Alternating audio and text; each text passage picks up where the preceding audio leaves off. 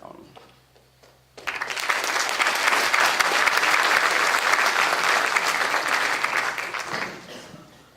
So over and above adaptive reuse and rural development and sensitive coastal design and development, one of our important interventions into the urban design and architectural landscape is to develop houses for what we in South Africa call the middle income community.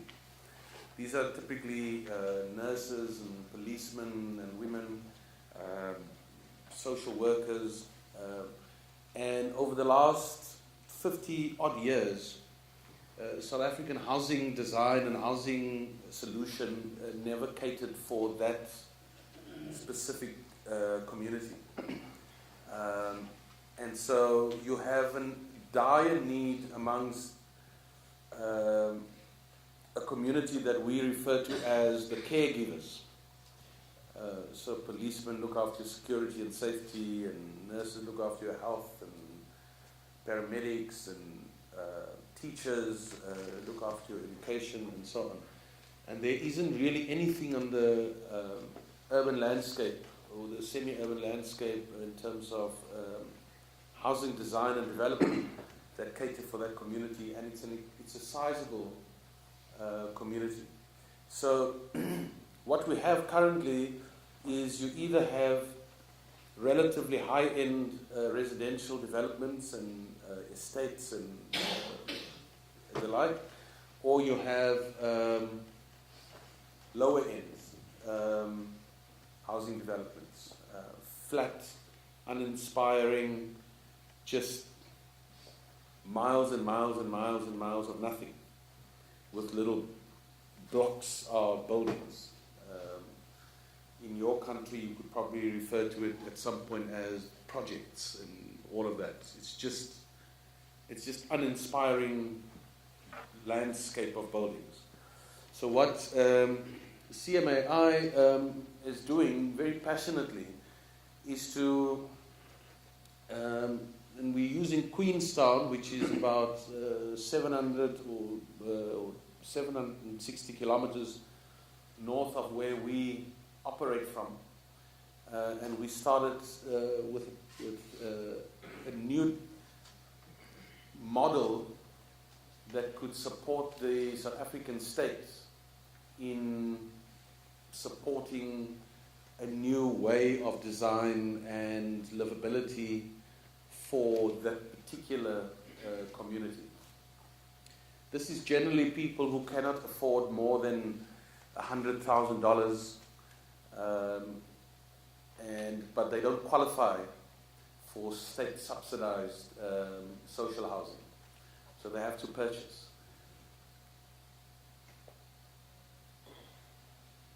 And so what we did is to make a complete break, urban design, and a complete break with historic South African design, and that was to take a piece of land and pull a grid over that land and superimpose on each open grid a dot, and that is where the state will come and lay bulk services and then just build houses there, with no foresight into the social contract between those people and cultural interrelationship and so on. So what, for the first time, is being introduced by our company is to introduce low-cost housing, as it were, but with the same social and cultural and livable experiences of homes that are mostly catered for the more affluent income brackets. So there's a sketch of the project that we're busy, as we speak, busy building. They're busy with construction there.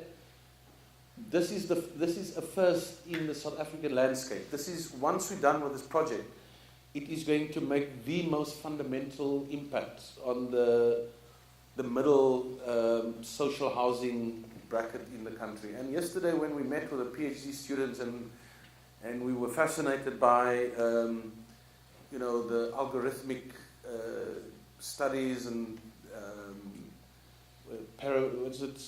parametric solutions to building options and building variations and so on.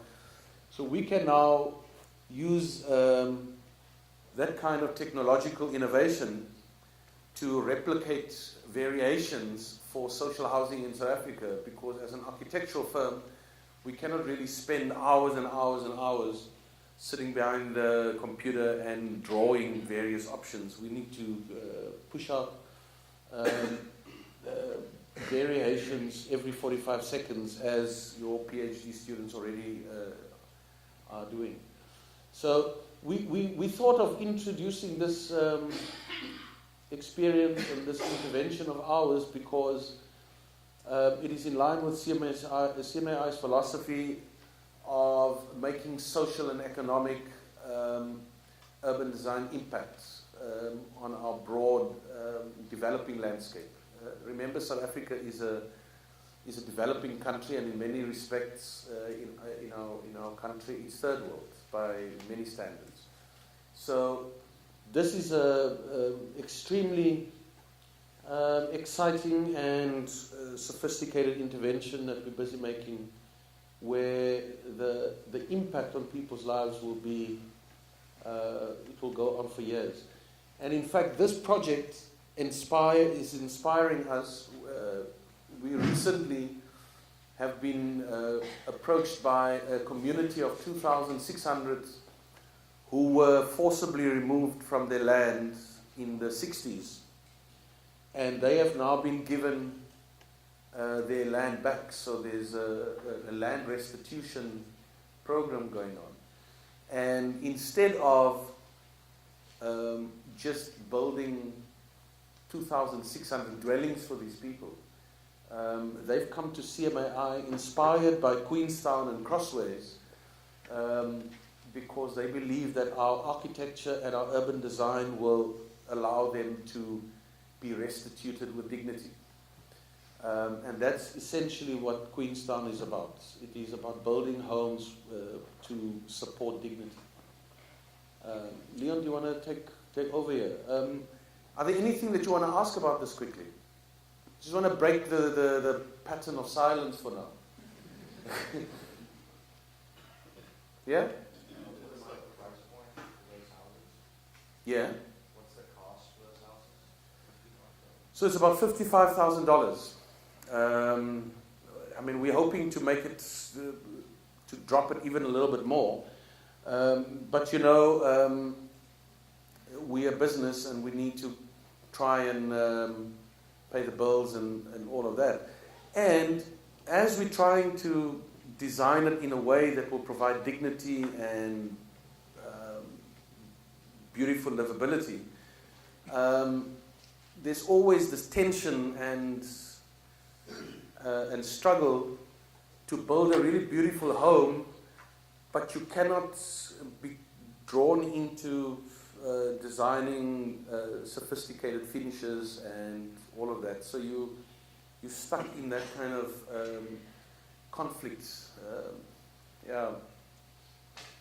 But it's one of the biggest shifts in the way we're designing middle-income homes in South Africa. Often in the United States, often when you would build caregiver housing or workforce housing here in the U.S., you would have pushback from the neighbors based on the type of housing that's being constructed. Do you experience the same there? Yeah, you mean from neighbors that have more affluent? Yes. Yeah, I think in South Africa there is naturally that pushback as well. So normally, what we, in terms of the urban design intervention, is to seek areas that are kind of middle of the road. And in South Africa, there's a It's now colloquially referred to as the gap housing market. So it's basically where the gap is between your lower income housing developments and then a buffer, and then you have your higher end. So there is a dynamic in the human settlements planning where government want to impose an integration between human settlements.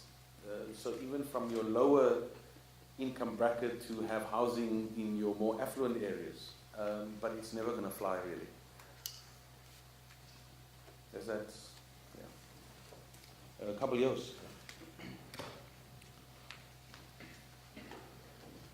I think we just, what I forgot to say, we as a firm often, or most of the time, initiate the project. People would come to us and say, we've got this piece of land, what can you do with it? I see, there's Laura. Laura Grohl. Hi, Laura. Laura was one of the first Aggies that came and worked with us after we returned. I don't know, when was it, Laura? 1981. It's a year after we started. And Laura worked there 1, 2 years or what? 3. And then she was followed by a lot of other guys. Welcome, Laura. Thank you. Yeah, we take equity, we develop, or we part share. We were shareholders on Teeson Island, we were shareholders on Crossways. And sometimes it creates a bit of difficulty, and that's a decision we have to take as a firm. And another thing we do is absolute multidisciplinary collaboration. That's one thing that these guys taught me. And we work with teams, engineers, environmental planners, ecologists, town planners, all kinds of different engineers. And we value the contribution. We act as coordinators, as project coordinators, project developers, implementing agents. And we use that team, and our rule is everybody's input is equally.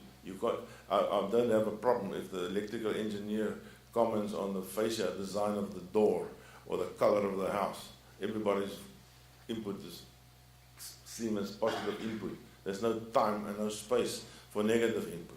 If you want to be negative, don't be on the team. And so we've built up a team of professionals through all these years that we tackle projects like this. And this specific one was like that. A couple of years, it was a 70-year-old trailer park right on the beach, on one of the world's 3 most pristine beaches not pristine for wind, for surfing. It's with Hawaii, part of Australia, and this beach is the surfing spot in the world. And it was right on the edge of the water.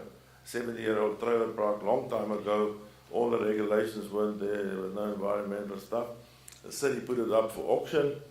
We got it there with a co-developer and said, let's go. It took us 3 years to get the development rights. As you will see, everything is basically, you look at Queenstown, you look at Crossways, you look at Teeson Islands, our regulating plan, our regulating master plans. We have, and that's stuff we learned here with the CNU and ULA, and we come to these courses. And we implement it, we adopt there for the country. So there's a bunch of yellow houses in front with top dollar, $5 million lots there on the beach. And then as we go to the back, the houses get smaller, 2 apartment blocks right at the back there. And then we said to the city, there's a huge problem with stormwater. We will help you solve your stormwater problem. You've built this next door development on the other side, which is too low. Those houses flood every now and then. We will solve your problem for you. Give us the rights to develop here. So we're putting in a series of stormwater retention ponds, retaining the stormwater, upgrading the pipe system so that that area didn't flood. You talked about the neighbors. The neighbors were very much against it until they've heard that we're going to solve the stormwater problem for them. And then they were happy. The back door neighbors here were very in opposition because they say we're going to block the view to the sea. A trailer park was there and was that didn't block the view. But you know, you weigh the pros and cons up and down, and eventually we got the approval for this, and that's how we started. So we're the implementing agent there. We do the landscape architecture, the urban design, the architecture plan. We hire in town planners on our team. We hire in electrical engineers, civil engineers as part of the team. And we talk about the fees and the cost and everything, and we put it up there. We create the feasibility, which all these guys have worked on for whenever they're there. They worked on crossways, they worked on Caballos, and we sat there and we look at the numbers, and I said, oh, it's not working. Yep, it's working, let's go. And then we present it, and we stick with that budget. I sign off every single invoice against the budget for the engineers, for the contractors, and everything. I sign off every single invoice, and if it's beyond the budget, we flash the red lights. But that's how we work. You must work your budget out, of course. And what we can't always measure is the time lag between we start designing and you get the approval. For me, it's just as important to manage that period like a normal project manager would manage the site once the concrete and the dirt starts flying. To shorten the application time and get it in as quick as possible is just as important as a project manager get the project built in time and within budget. And we really specialized in coordinating and managing that team and getting the thing as fast as possible and getting it done as quickly as possible. In fact, on this thing we were waiting, and eventually I got to the town manager and the chief town planner and the chief engineer and the mayor, and I said, Madam Mayor, we've been working for 3 years now. We can't get this approval. We can't wait any longer. The opportunity is going to get wasted. And she said, okay, what do you want? I said, I want you to sign, look at what we've done and sign.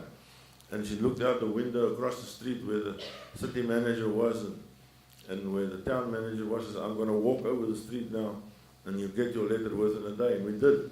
Sometimes you get to do those things, otherwise that falls by the wayside.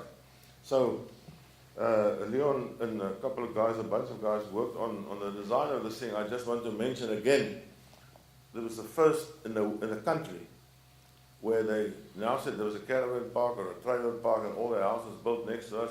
Now you've got to make provision for sea level rise, for surge, storm surge, for tsunamis and things like that. And we work.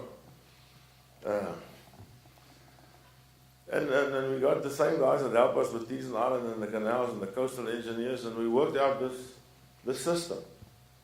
It's a 3-meter wide mattress. We dig a trench. We're going to have to dig a trench. $2 million. We're going to have to dig a trench there.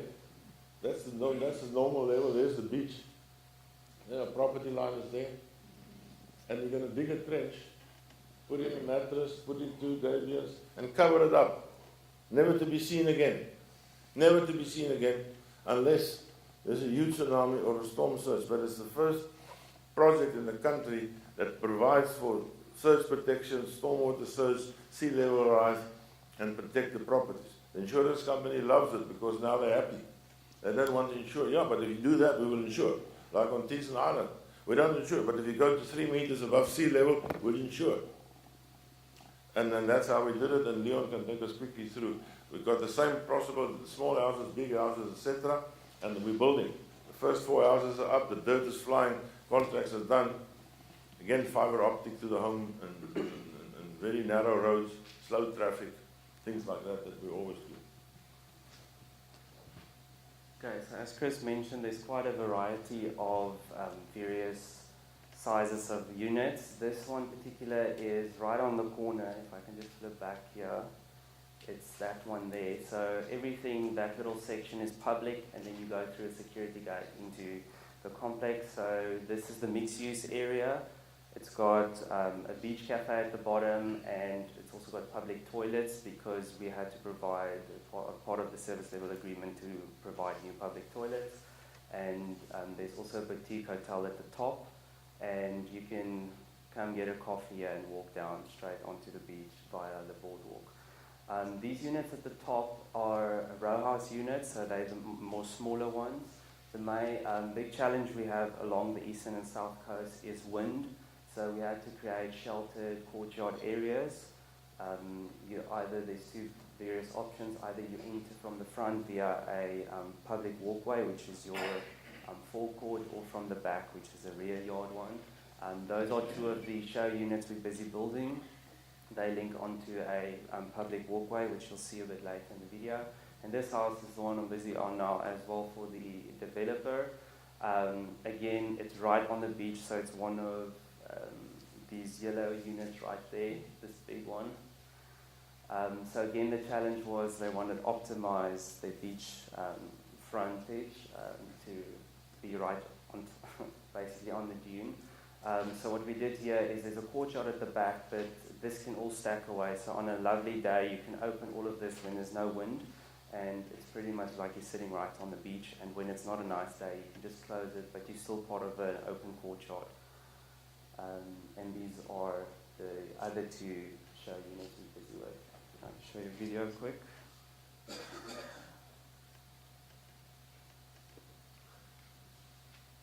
Yeah, so those are the bigger units, and then these are all the smaller row houses.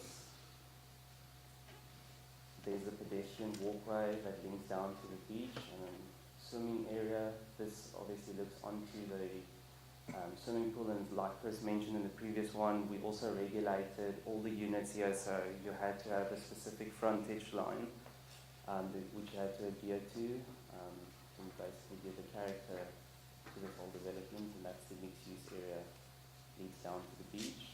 This, and on this side, there's two bigger apartments, and this is facing back to the street. We did those little pop-outs that you can sit and have a look at the ocean while you're busy having a barbecue.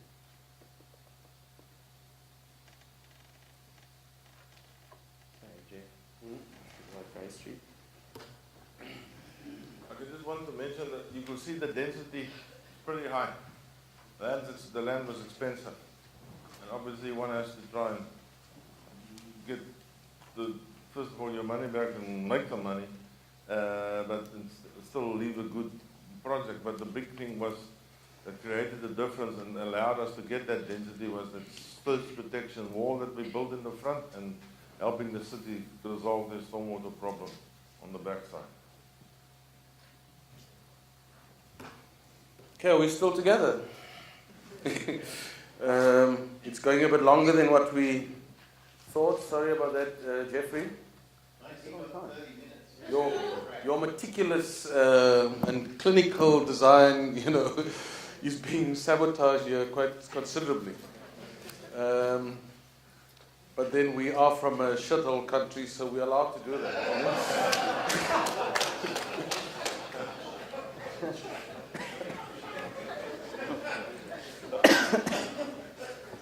So we have to lighten it up a little bit. It looks so all serious here at the moment. And there's a lot of young students here. I'm sure they already thinking, like, my God, when is this ending? Really, it's interesting, just like my dad and mom, but I need to get on with life also. So a very interesting project that we're busy with at the moment. And look, my role in CMAI is to make to add strategic value to whatever it is that we're doing. So if we're busy with Queenstown, it is to look at how this can strategically add value to the more macro urban landscape or the urban design landscape or the architectural impact on the South African landscape. So that's what I always look for, is how can this make strategic sense, not only for that project, but how can that project make strategic sense on a much bigger scale. So what we are busy with now is in our town, Knysna, we have a street called Grey Street. It's a typical tourist street. Forget about that now. It's a typical tourist street that has become completely decayed. It's bad. It's a bad road. It's difficult to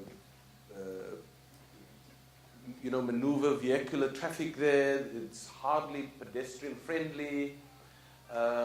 One side is very touristy, and the other side is like a downtown informal trading going on, and it's like a bad scene.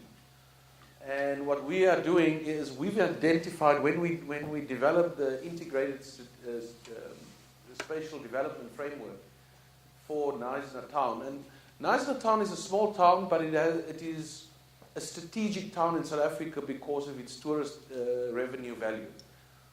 People fly to South Africa to go to Knysna. So it's an extremely critical revenue town in South Africa. It's the third biggest billionaire destination in South Africa. So, and it is the biggest second home destination in South Africa. I'm talking about above your $5 million income bracket. So it's an extremely critical area, so it needs to be jacked up. And we developed an integrated spatial development framework for the town where we identified where your biggest cancerous points are. And what it really needs is to introduce some critical acupuncture into those very critical areas that will increase the flow and attraction of this high revenue destination. So we've taken Grey Street, and these guys who've been to Knysna, they know the high value of Grey Street, and with the decay, it is just losing value all the time. So what we're busy working on very hard now in partnership with our local municipality is to use new urbanist principles to increase pedestrianization and greater vehicular management of that strip, to introduce principles of greater walkability between the different developments there, shops and residential apartments and all of that. At the moment, that doesn't exist. So we're introducing that. And then to use the in this intersection here, there is a complete third world decade public transport rank. We call it a taxi rank in South Africa. It is a mess. People, there's drug dens and in the small town. And what we have now introduced there is to design a high roof, transparent, strategic transport intersection for this high revenue town. And so here is a picture of the plan that we're moving towards. The reason why we need to do this is to open up public transportation and completely transform it into transparent public transportation networks instead of backwards taxi connections for. And again, it is an intervention to increase dignity in a decaying area. What we also, and we've had a meeting with the mayor of the town and the municipal manager, is to introduce a new concept of linking the lower end of this street, which is your main tourist hub, the street where you see the cars here. So that's the lower end. You go towards the beautiful waterfront where all the tourists gather. And so with the recreation of this whole area and pedestrianized and open spaces and cleaning up all the facades of all the shops here and introducing an exciting new public awareness around pedestrian discipline and pedestrian culture, etc. This is your main. This is our main street, which is also the national road running through our town. It's it's a very intense experience for the residents of the town, because you've got a national road, one of the biggest national roads running through Knysna.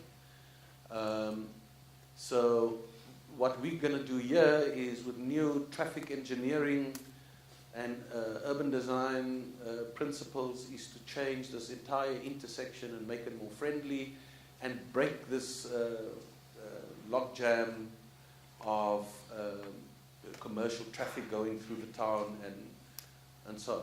But what we've discussed with the municipal authorities, and they have taken this matter up now. I saw an email.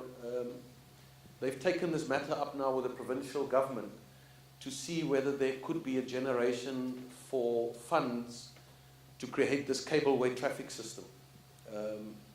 It's not meant to look as sleek and fancy as this, but basically it is to link the lower end, where the beautiful waterfront is, the commercial section here, and further up north from there is basically the location, the township, the working class or lower income community. And it is really to create a transport high impact system from the township down to the waterfront, so that there's greater link. So I'm not going to spend more time on that. It's just it's an interesting, exciting intervention around urban renewal and neighborhood regeneration. Completely decayed area, and what we're doing is, with this conceptual master plan, is to translate that into a usable, practical handbook, which will then be used by the municipal authorities to replicate this intervention in the rest of the lower central business district of the town. So the master plan gets translated into a practical handbook with costing and engineering solutions and design solutions and aesthetic solutions, etc., etc. It's the first of its kind in South Africa again, where you have a conceptual urban regeneration plan that is going to be translated into a practical guidance handbook, which will be published, and I suppose at some point, guys like you will come and do some peer review on that kind of intervention and do a PhD or something of that nature. Moving on, probably one of the most exciting projects that we're busy with now. We have been appointed by the Thabo Mbeki Foundation. Thabo Mbeki is the previous president before the hooligan that we've got now. So Thabo Mbeki is the president that took over from Nelson Mandela. Nelson Mandela chose to not have a presidential library. He chose to build an international children's research and high impact hospital. So the first ever Pan-African children's research hospital was built by the Nelson Mandela Foundation. So he decided not to go the route of a presidential library. It was offered to him. President Mbeki, who's an astute academic and scholar and intellectual, would like to contain and preserve South African intellectual capital pre the democratic transition, as well as post the democratic transition, including his own presidency. His presidency when he was deputy president, and now that he is when he was president. Our current president, tongue-in-cheek now, people say that we can't offer him more to build his own presidential library because he's stolen enough already. So I'm saying this, and I used to work with this guy, like closely. I used to work very closely to the current reprobate. Let me just. So Thabo Mbeki Library, we're going to build this in Johannesburg, the commercial capital of South Africa. That is now 1,400 kilometers north of Knysna. It's a long way to go. But we're excited, and we will endure the hardship of commuting between Knysna and Joburg. In Knysna, we go to work in shorts and tackies and stuff. And when you go to Joburg, we have to do what you Americans do, suit and tie, summer or winter. So very interesting and exciting for us contextually now is President Mbeki and his wife visited America to look at presidential libraries and ended up here and was influenced and inspired mostly by the George Bush Library here. And there's a part of me that understands why he was inspired by this, because the George Bush Library here at A&M is a very unassuming building. It's not imposing, it's not in your face, it's not glitter and glam. Pretty much the way George Bush lived his life in politics. He was not a glitter guy. And his building here is a very unassuming yet very powerful architectural intervention and intellectual intervention. And President Mbeki is pretty much, he's got the similar personality to George Bush Sr. And because of that relationship that he had with George Bush Sr., he built a very powerful relationship with George Bush, President 43. And their relationship started influencing President Mbeki on how to preserve and digitize intellectual history and intellectual capital, which is what the 43 library is about. It's the first really significant digitized, modern digitized version of a presidential library. And President Mbeki is very committed to that.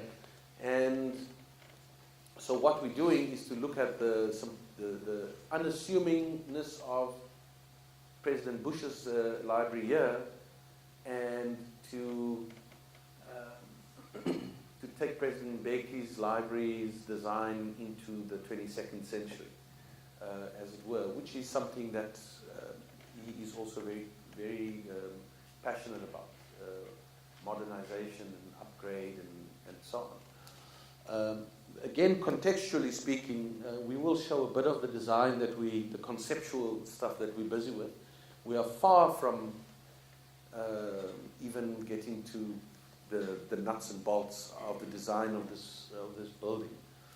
But the interesting thing, and why we feel so proud as CMAI to be part of this project, is this will be the first Pan-African presidential library.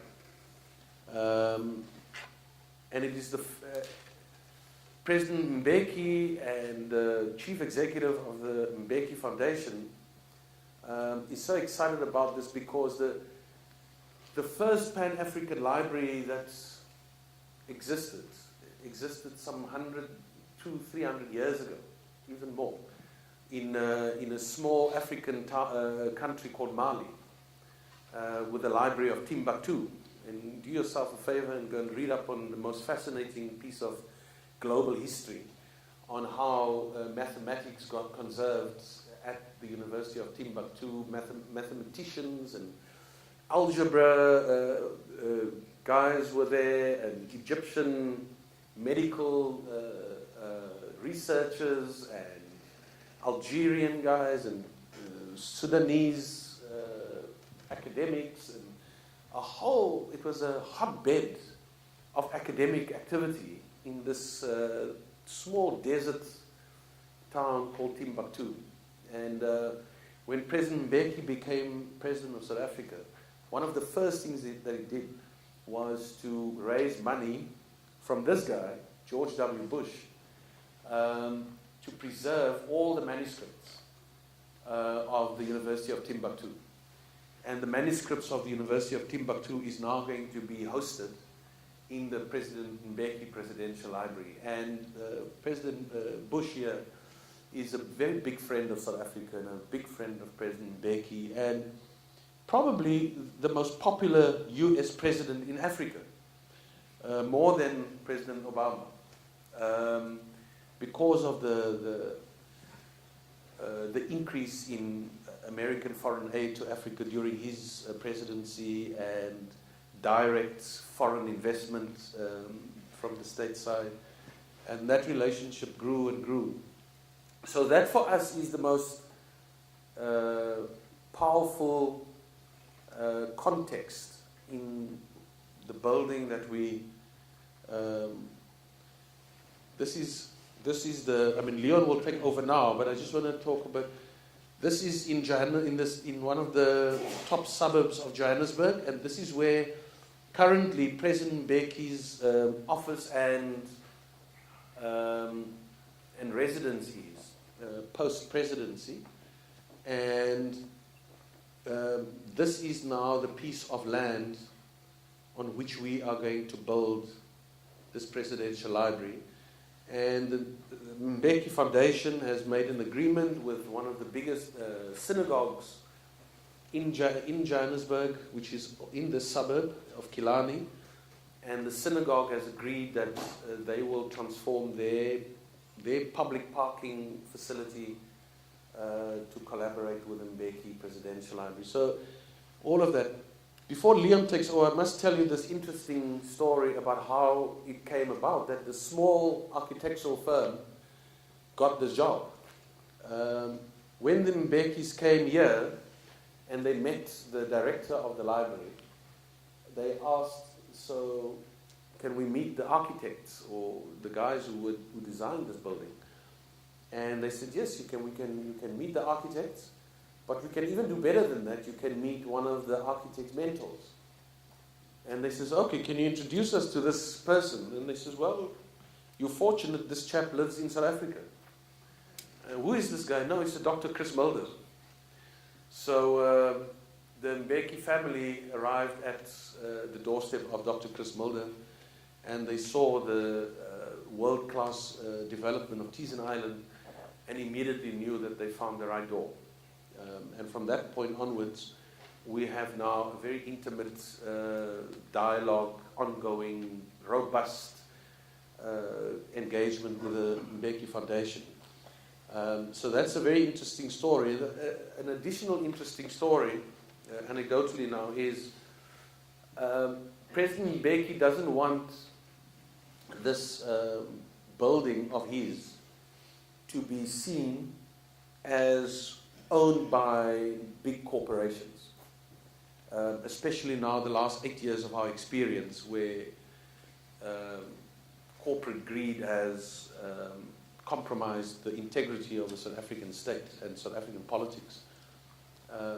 So what they are hoping to do, if it is going to take 2 million bricks, for example, to build this building, they're going to mobilize 2 million African youth across the continent, and for each young person to donate a brick.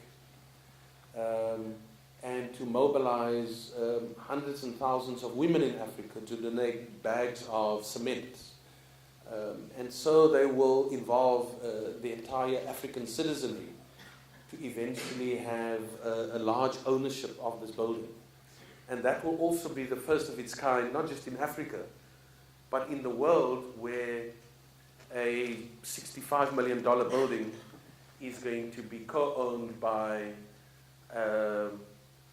a multi-national citizenry. And so that is fascinating for us to work with. And the multidisciplinary team that we're busy putting together, both from the Mbeki side and from CMAI side, and from professionals who's worked with President Mbeki over the years. So that whole team is now going to be assembled, and CMAI is it will be the project manager of that entire team. So very fascinating intervention indeed again. Okay, so I'll just go through the first concept we initially had. So just looking at the site, like Jeff mentioned, that's the existing house and the property that they acquired. So this diagram, this is looking at the 4 different IFs that's available. We thought, since being in such a residential area, we would like to create a civic green space within these residential buildings, and the massing tried to explore was having 2 wings to the building and then having a central green space in between, which linked to the house at the back.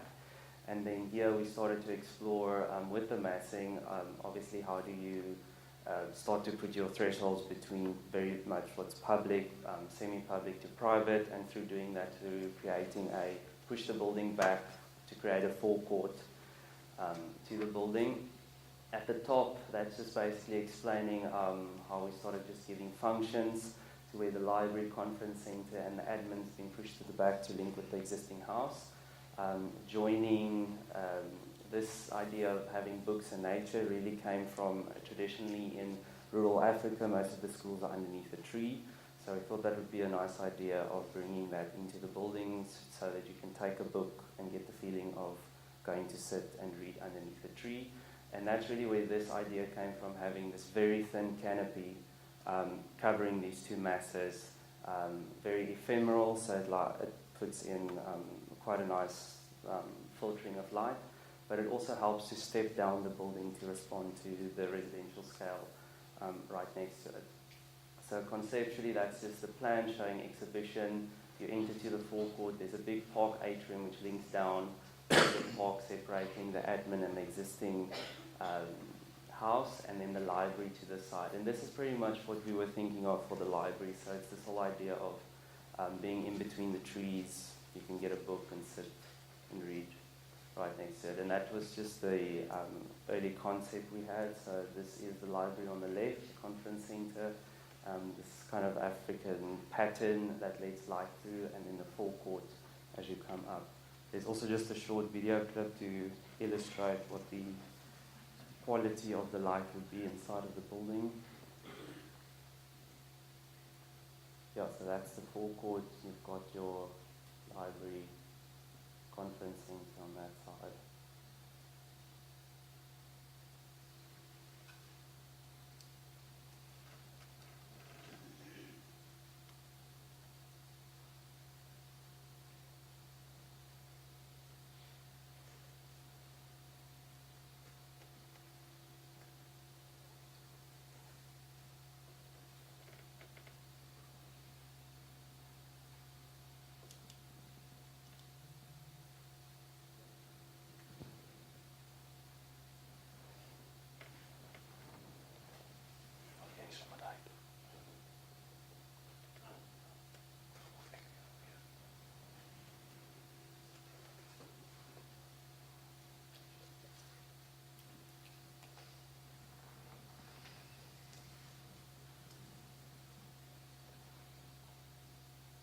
So this is still very conceptual, but yeah, a library would be there at the top.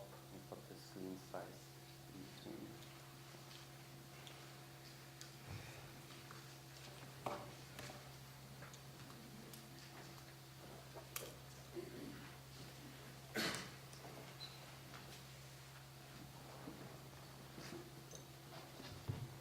on schedule, I think. We've done what we came to do to show you what we are doing at the bottom end of the world. And we are now looking at, with the new structure in the firm and the future, where are we going? Obviously, there's a transition going in CMAI as well. I told you earlier, you come in butt naked into CMAI and you go out butt naked. So we don't sell shares, we don't sell stock. We earn stock, and when you leave, you put it back on the table. And this is what we've done. I'm going to be hopefully around for 2 or 3 or more years. As long as I'm around, I want to be useful. And as long as I'm useful, I want to be around. The structure, we have every 7 years a re-look at our company, and we get consultants to do it, and we position ourselves. And throughout all these years, we're not into high-rise buildings, we're not into supermarkets or commercial, we're not into skyscrapers, we're into sensitive coastal development, and we want to explore Africa a bit and go into Africa as well. And in the future, we created this strategy for us, and it's in the brochure. We've got a couple of brochures here. You just remember to take them out for the people who are interested.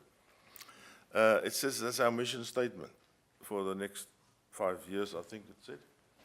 We want to be recognized by our clients and our stakeholders in the industry as the most reliable partner, delivering and creating the best and greatest places to enhance human experience on living, working, playing, through consistent focus on excellence, presence in Africa, resource consciousness, creative and affordable homes, and neighborhoods and modern rural landscapes. If we can achieve that, then I'm a very happy man. And people say me, if you had to do it over, what would you change? And I must admit, there's very little, because I was a very blessed person with a blessed family and just good work. And I wrote a thing here the other night in Dallas, and it doesn't matter what you have in your life, but who. And you can still keep going for a long time after you think you can't go anymore. This happened to me often, as I hit what I thought was a brick wall.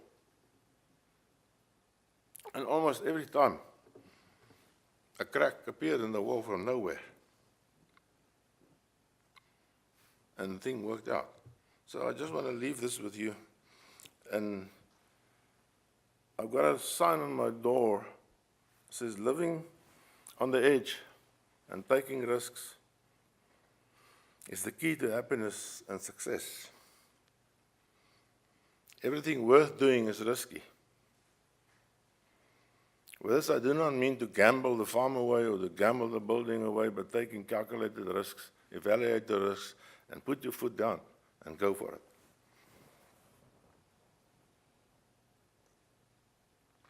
And then a mistake I've often made, it's easier to react than to think, and then decide what to do. It's always better to think first. I tend to react first. I've learned that lesson, and I'm slowly mellowing. But I made this mistake in my life, and it takes years to build up trust and decide what to do. But it takes seconds to lose the trust that you've built up. So think before you react. And then the last thing I want to say, you are holding the pen that writes your life story. If people try and bully you or try and override you against your beliefs or principles, tell them, not so fast, buddy. I'm holding the pen.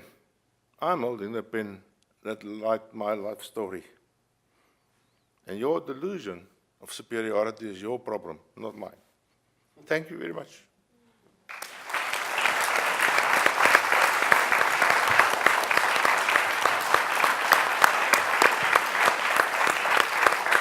Wow. Okay. I was fascinated by a couple of things. I love the vocabulary that these gentlemen in this firm uses to describe their work. I can tell you, I've been around this industry a while. I've not heard about acupuncture used in regard to community development or interventions. But how refreshing it is, because everything they do, as you can see from Chris's closing remarks, are from the heart. And I think everyone that's worked with them will be a testimony to that. We're going to take a break. It's going to be a short break. It's going to be, we need to be back here by 11 o'clock, because we're going to start promptly after that. And I want to just say that we've got an even more interesting, if that's possible, segment for us when we come back. So take a quick break. Be back here no later than 11 o'clock. Thank you. Sounds good.